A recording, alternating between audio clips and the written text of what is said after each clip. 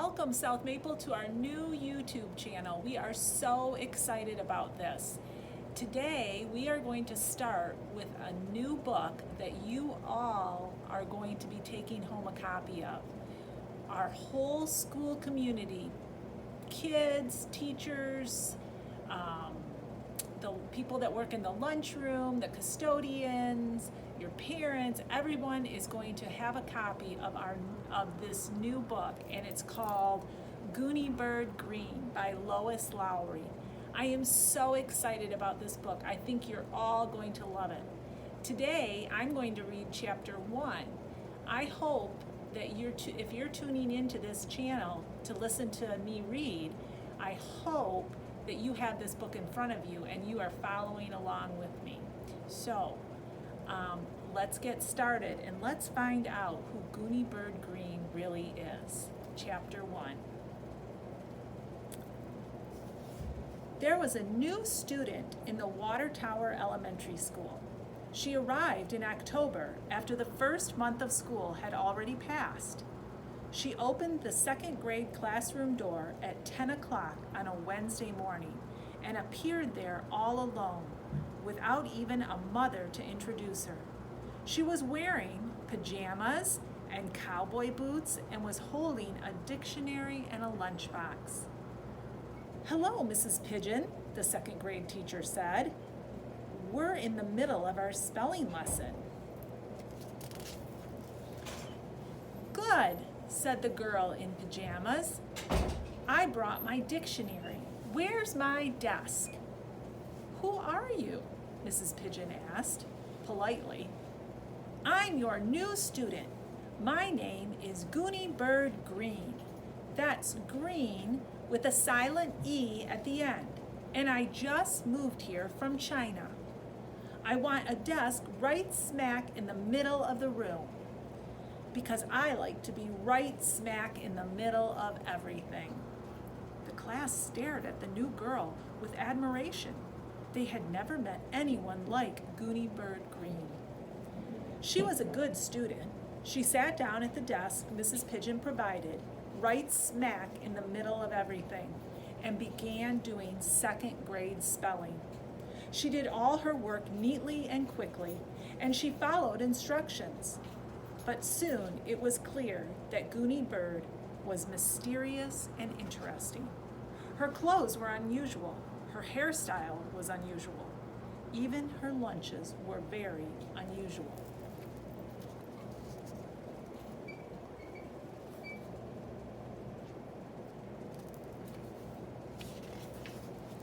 At lunchtime on Wednesday, her first day in the school, she opened her lunchbox and brought out sushi and a pair of bright green chopsticks.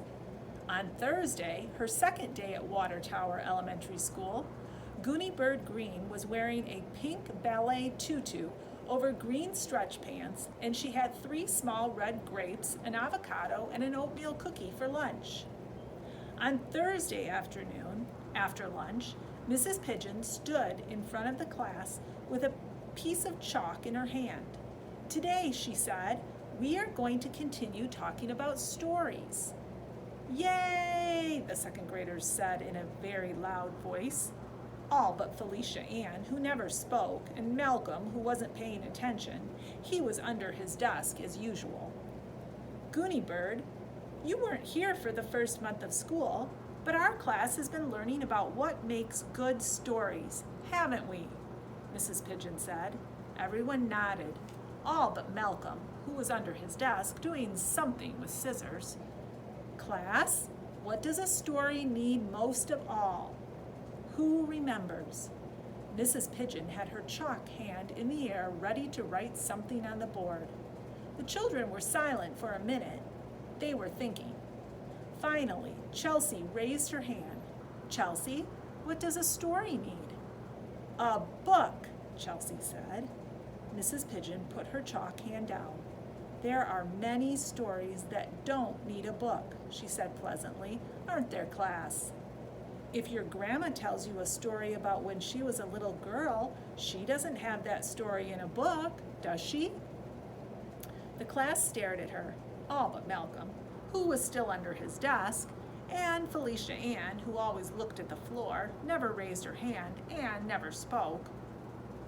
Beanie said, "My grandma lives in Boston." Kiko said, "My grandma lives in Honolulu." Ben said loudly, "My grandma lives in Harrisburg, Pennsylvania." Tricia shouted, "My grandma is very rich." "Class," said Mrs. Pigeon. "Shh." Then in a quieter voice, she explained, "Another time we will talk about our families, but right now..."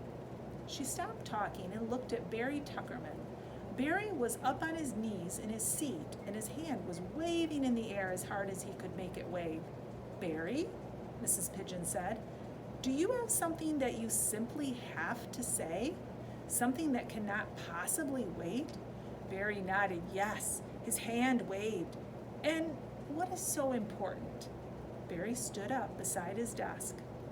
Barry Tuckerman liked to make very important speeches, and they always required that he stand. "My grandma," Barry Tuckerman said, "went to jail once. She was 20 years old and she went to jail for civil disobedience." Then Barry sat down. "Thank you, Barry. Now, look at what I'm writing on the board. Who can read this word?" Everyone, all but Malcolm and Felicia Ann, watched as she wrote the long word. Then they shouted it out. "Beginning!" "Good," said Mrs. Pigeon. "Now, I'm sure you'll all know this one." She wrote again. "Middle!" the children shouted. "Good. And can you guess what the last word will be?" She held up her chalk and waited. "End!" "Correct," Mrs. Pigeon said. "Good for you, second graders. Those are the parts that a story needs: a beginning, a middle, and an end. Now, I'm going to write another very long word on the board. Let's see what good readers you are." She wrote a C, then an H. "Mrs. Pigeon," someone called. She wrote an A, and then an R. "Mrs. Pigeon!" Several children were calling now. She turned to see what was so important.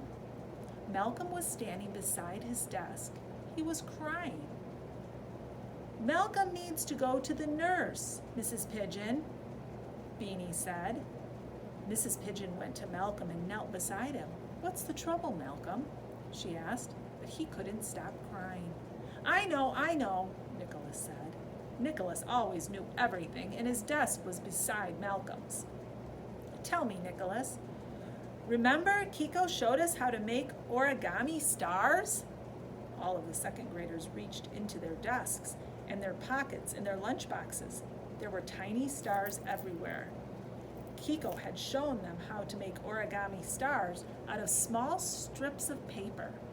The stars were very easy to make.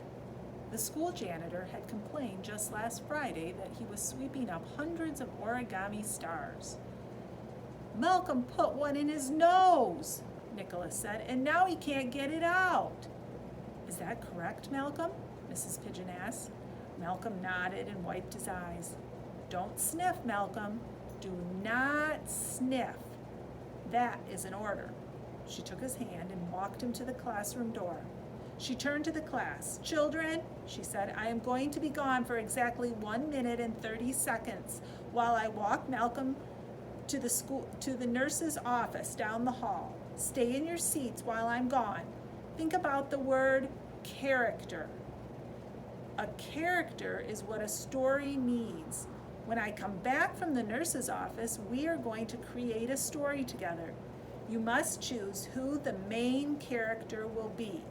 Talk among yourselves quietly.